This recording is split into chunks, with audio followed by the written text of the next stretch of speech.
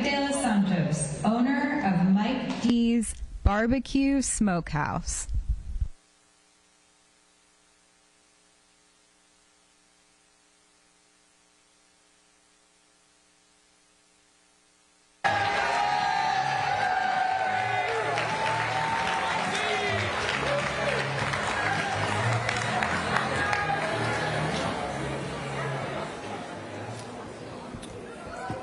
That's it.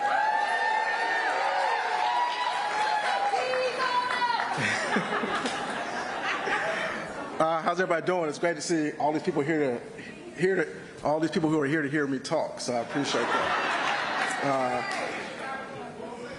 That's all right. So my name is Mike De Los Santos, the owner of Mike D's Barbecue, a small community restaurant and barbecue shop in East Durham.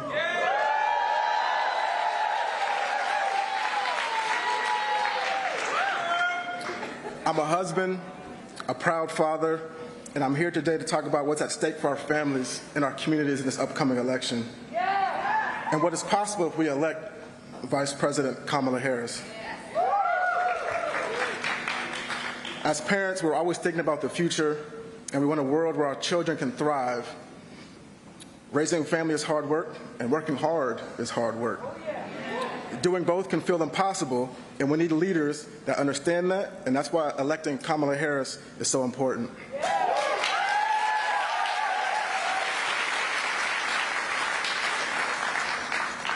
Vice President Harris is standing up for families and fighting to lower costs, just like she has done her entire career.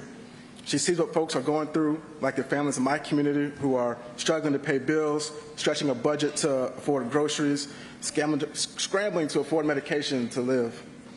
Access to affordable health care is personal to my family. In 2012, our son Aaron passed away after bravely battling hypoplastic left heart syndrome. That's why it means so much to me that the Vice President is working to make sure everyone can get access to the care they need.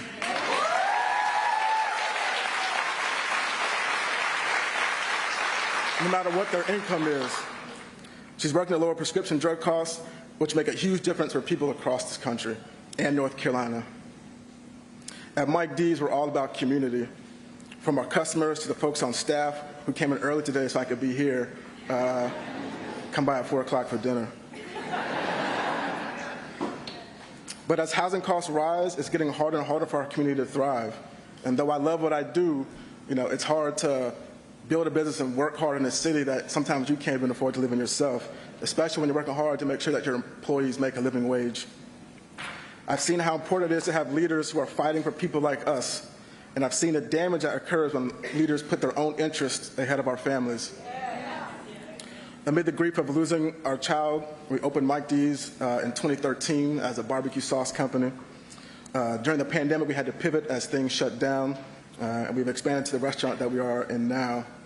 We saw the way that Trump left small business owners behind. We know that he'll only work to make the rich richer, even at our expense, if given another chance. On the other hand, Vice President Harris has made it a priority to help small business access the capital they need to get started and to grow. It's very important. I'm here today because we have a choice for ourselves and our children, for businesses and the communities we invest in. Vice President Harris will always fight for working families like mine. We can and will elect Vice President Harris and Governor Tim Walz.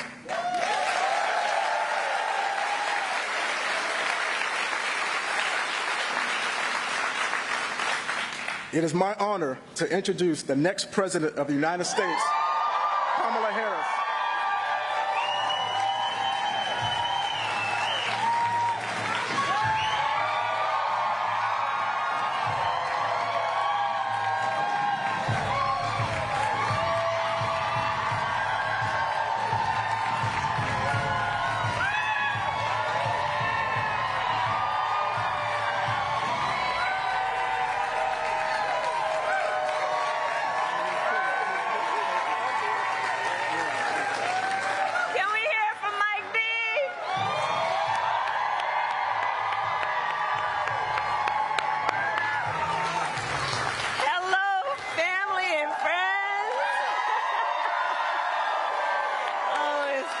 Back in North Carolina. Oh, it's good to see you.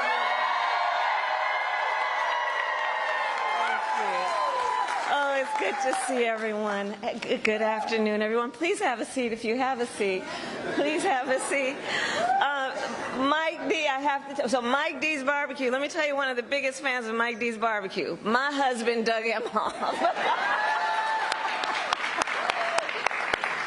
And thank you, Mike, for sharing your story. And I'm just so sorry for what your family has been through, but you have, out of an incredible tragedy, done so much for the community, and you are such a role model. So thank you, Mike, for everything you do.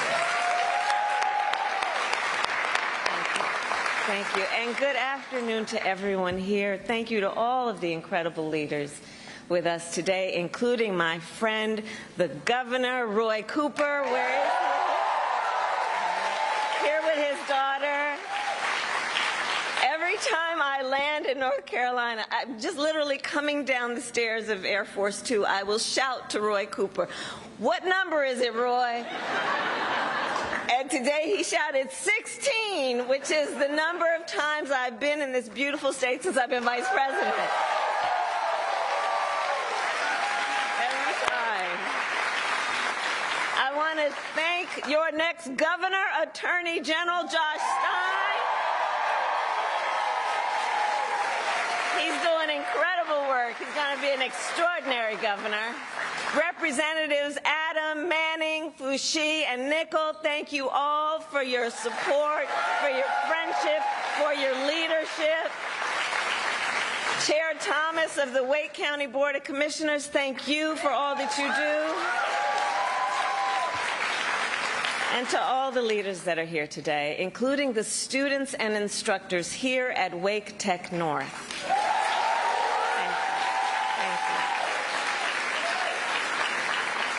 So thank you all. So listen, this election, I do strongly believe, is about two very different visions for our nation. One, ours, focused on the future, and the other, focused on the past. We see that contrast clearly in many ways, including when it comes to how we think about the economy. So our country has come a long way since President Biden and I took office. At that time, we sadly remember the millions of Americans that were out of work. We were facing one of the worst economic crises in modern history. And today, by virtually every measure, our economy is the strongest in the world.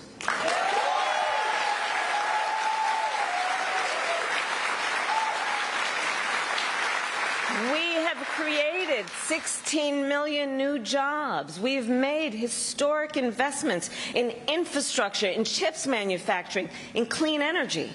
And new numbers this week alone show that inflation is down under 3%.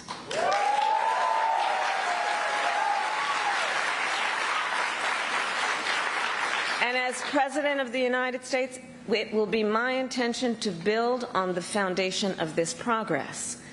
Still, we know that many Americans don't yet feel that progress in their daily lives. Costs are still too high. And on a deeper level, for too many people, no matter how much they work, it feels so hard to just be able to get ahead. As President, I will be laser focused on creating opportunities for the middle class that advance their economic security, stability, and dignity. Together, we will build what I call an opportunity economy. An opportunity economy. An economy where everyone can compete and have a real chance to succeed. Everyone, regardless of who they are or where they start, has an opportunity to build wealth for themselves and their children. And where we remove the barriers to opportunity so anyone who wants to start a business or advance their career can access the tools and the resources that are necessary to do so.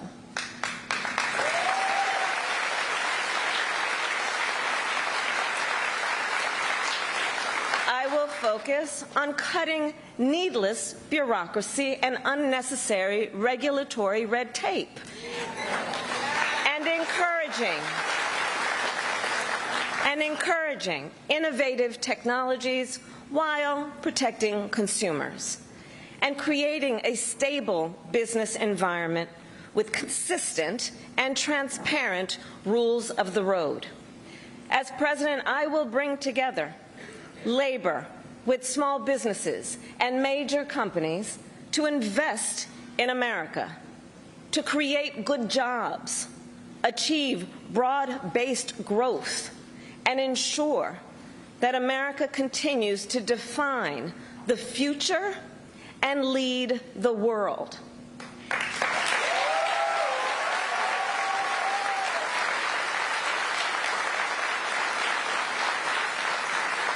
And key to creating this opportunity economy is building up our middle class.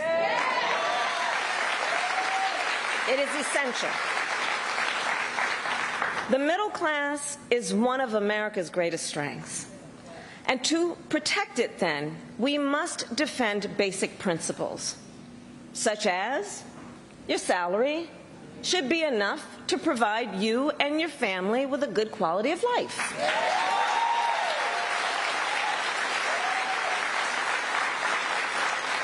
Such as no child should have to grow up in poverty.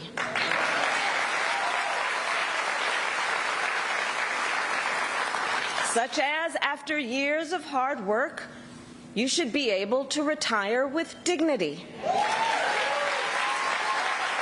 And you should be able to join a union if you choose. Building up the middle class will be a defining goal of my presidency, because I strongly believe when the middle class is strong, America is strong.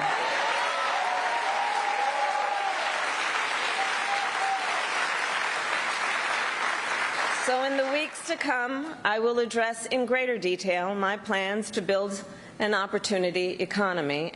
And today, I will focus on one element that's on the minds of many Americans as they pay their bills at the kitchen table or walk the aisles of a grocery store. And that is lowering the cost of living.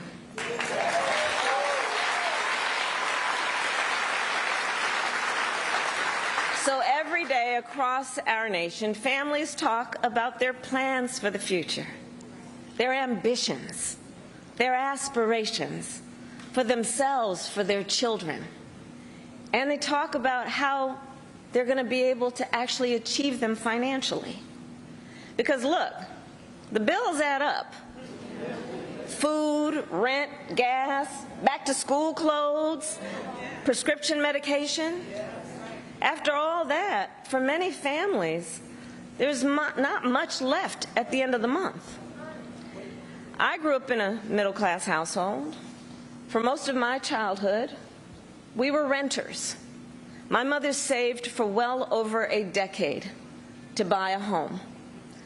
I was a teenager when that day finally came, and I can remember so well how excited she was. I kind of understood what it meant, but we called her Mommy. Mommy was so excited, it just made us excited that she was so excited. Later in college, I worked at McDonald's to earn spending money. Well, some of the people I worked with were raising families on that paycheck.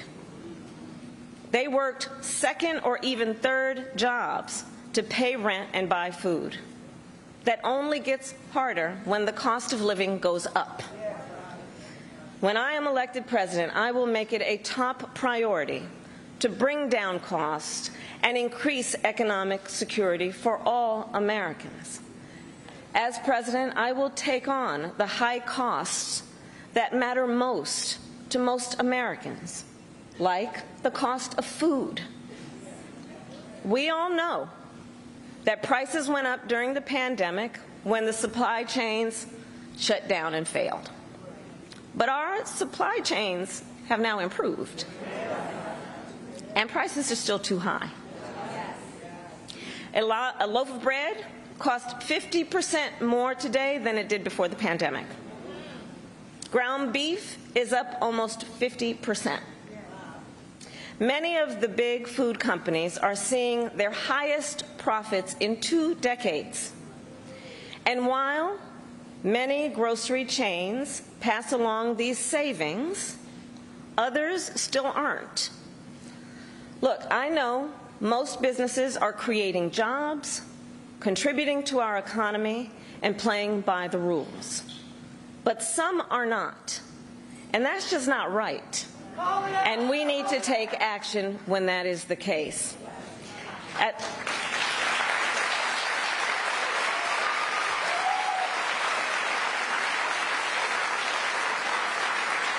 As Attorney General in California, I went after companies that illegally increased prices, including wholesalers that inflated the price of prescription medication, and companies that conspired with competitors to keep prices of electronics high.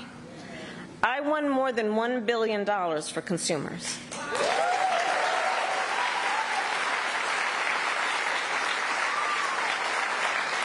So believe me, as president, I will go after the bad actors.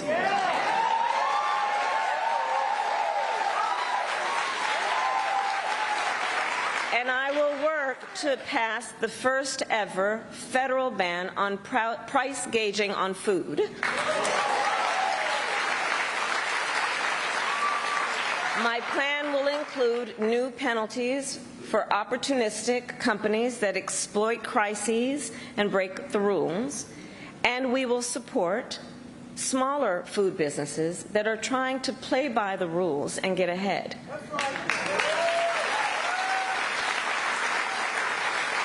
We will help the food industry become more competitive, because I believe competition is the lifeblood of our economy. More competition means lower prices for you and your families.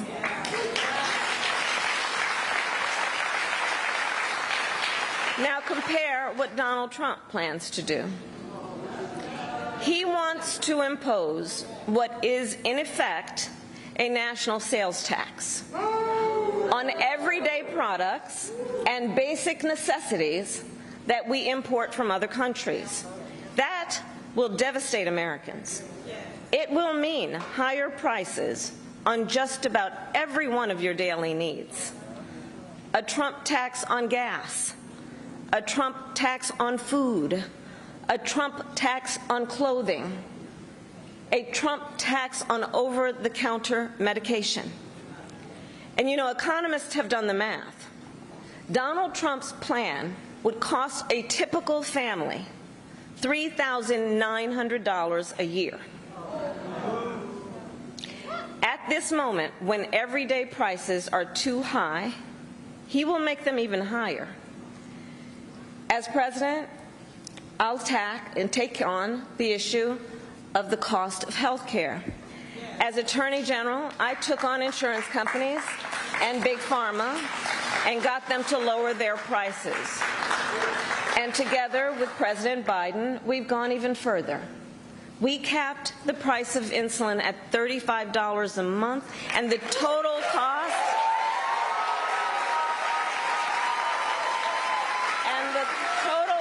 of prescription drugs at $2,000 a year for seniors. We let Medicare negotiate lower drug prices for seniors. And just yesterday,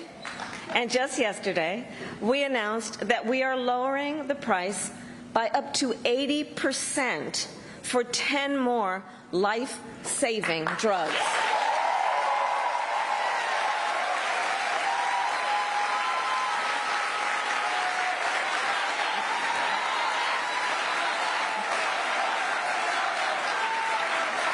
And I pledge to continue this progress. I'll lower the cost of insulin and prescription drugs for everyone with your support, not only our seniors.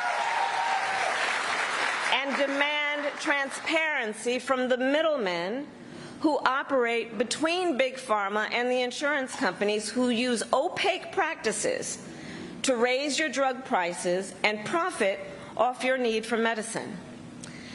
2 months ago, I announced that medical debt will no longer be used against your credit score.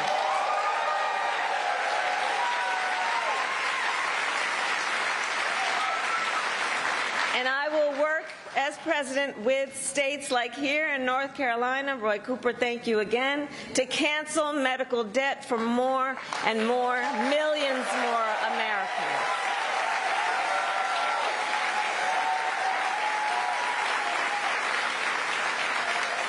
As for Donald Trump, well, he wants to repeal the Affordable Care Act, which 45 million Americans rely on. 45 million Americans rely on it for health care.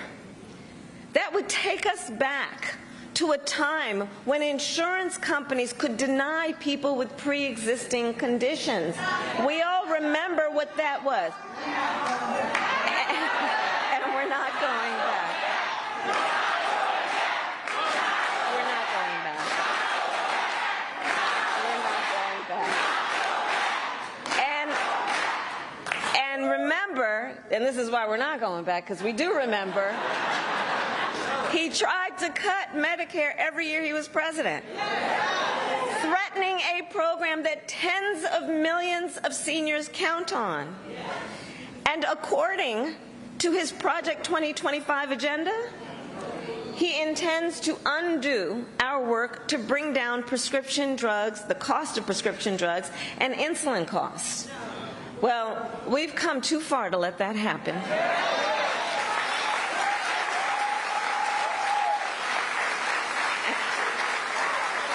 So we're not going back on that, and let's talk about the cost of housing. So now, the housing market can be complicated, but look, I'm not new to this issue. As State Attorney General, I drafted and helped pass a homeowner Bill of Rights, one of the first in America. And during the foreclosure crisis, I took on the big banks for predatory lending with many of my colleagues, including Roy Cooper, and won $20 billion for California families when I was Attorney General.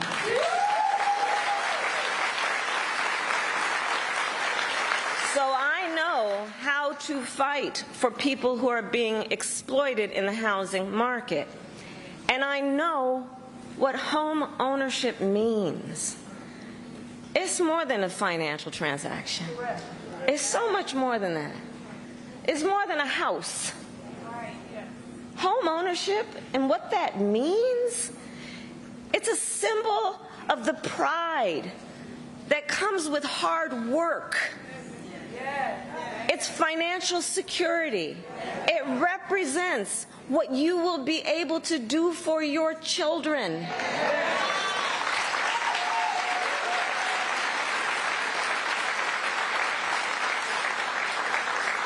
Sadly, right now, it is out of reach for far too many American families.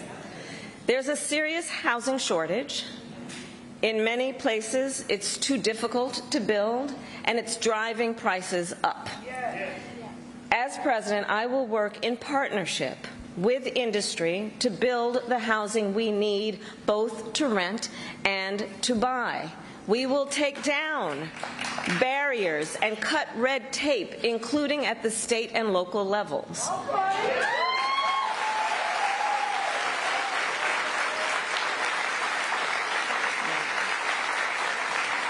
And by the end of my first term, we will end America's housing shortage by building 3 million new homes and rentals that are affordable for the middle class. Together. We will do that together.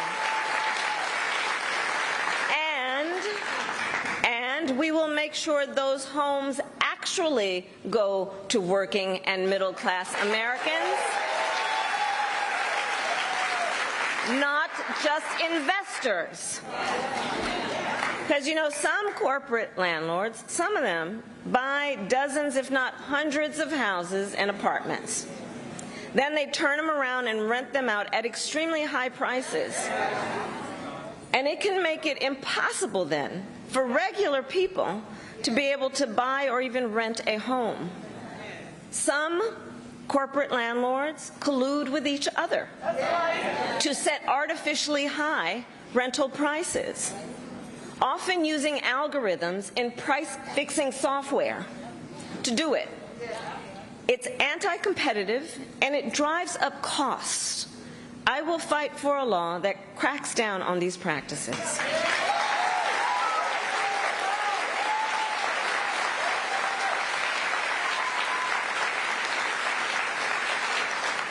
We also know that as the price of housing has gone up, the size of down payments have gone up as well. Even if aspiring homeowners save for years, it often still is not enough. So in addition, while we work on the housing shortage, my administration will provide first-time home buyers with $25,000 to help with the down payment on a new home.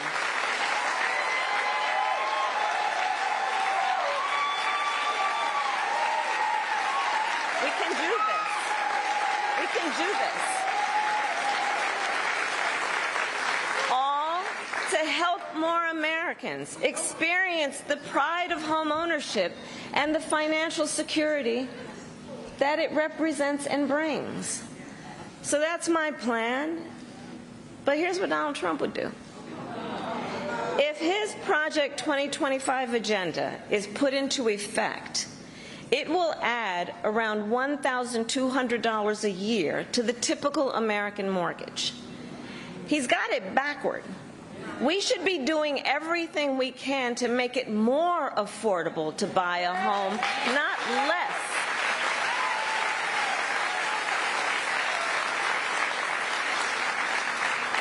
Finally, there's one more way I will help families deal with rising costs, and that's by letting you keep more of your hard-earned money.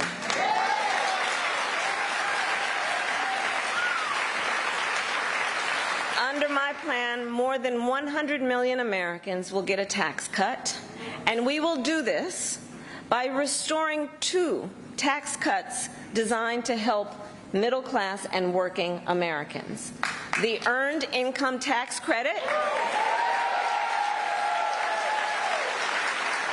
and the Child Tax Credit.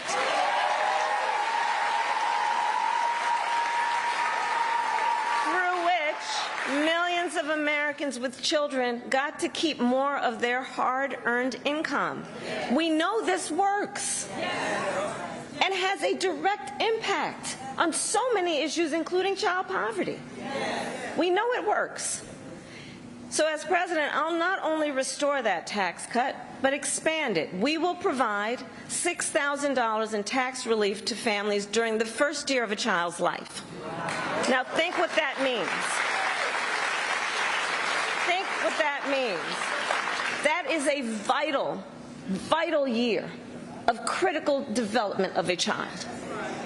And the cost can really add up, especially for young parents who need to buy diapers and clothes and a car seat and so much else. And we will do this while reducing the deficit. Compare my plan with what Donald Trump intends to do. He plans to give billionaires massive tax cuts year after year. And he plans to cut corporate taxes by over $1 trillion, even as they pull in record profits. And that's on top of the $2 trillion tax cut he already signed into law when he was president, which, by the way, overwhelmingly went to the wealthiest Americans and corporations and exploded the national deficit. You know, I think that if you want to know who someone cares about, look who they fight for. Look who they fight for.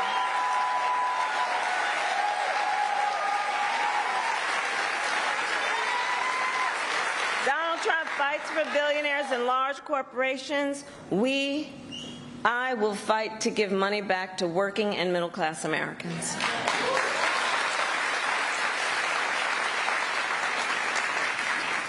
end with this. 2 days ago, Donald Trump was here in North Carolina. He said he was going to talk about the economy. I think you all watched. You know what I'm about to say. But he offered no serious plans to reduce costs for middle-class families. No plan to expand access to housing or health care. And that, actually, I think for most of us, was not surprising. Because we already know his plans. We know the Project 2025 agenda. So there's a choice in this election. Donald Trump's plans to devastate the middle class, punish working people, and make the cost of living go up for millions of Americans. And on the other hand, when I'm elected president, what we'll do,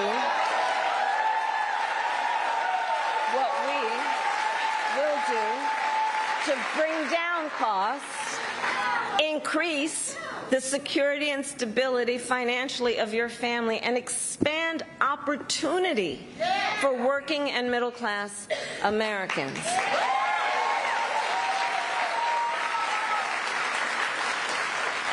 So now is the time to chart a new way forward.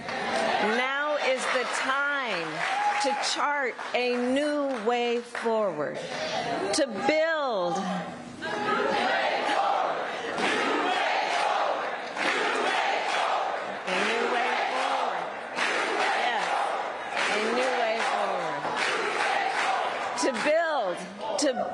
an America where everyone's work is rewarded and talents are valued, where we work with labor and business to strengthen the American economy, and where everyone has the opportunity not just to get by, but to get ahead. So I thank you, North Carolina. We're going to get this done. And with your help, God bless you, and God bless the United States of America. God bless you.